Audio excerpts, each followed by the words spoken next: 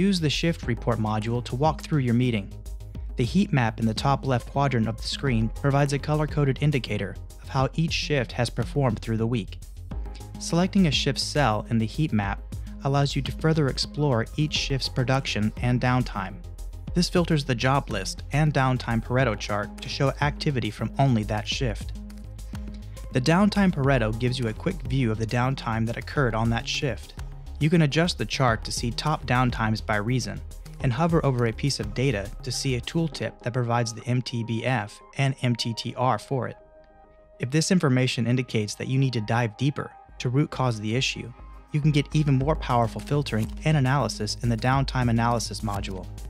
Click on a job to see a detailed burn-up chart where you can view how the job progressed, including when scrap was created. Your job schedule can be entered manually by operators or supervisors, but to become a truly high-performing facility, we recommend that you have your production schedule automatically updated in Visual Factory by integrating your ERP system. Have an open discussion with the team about the differences between shifts. How can every shift be more like your best shifts? Having a data source that everyone can access and use to identify top issues will reduce finger-pointing and build consensus in your organization. Use the evaluate stage of the production meeting as an opportunity to foster a culture where all employees are actively engaged.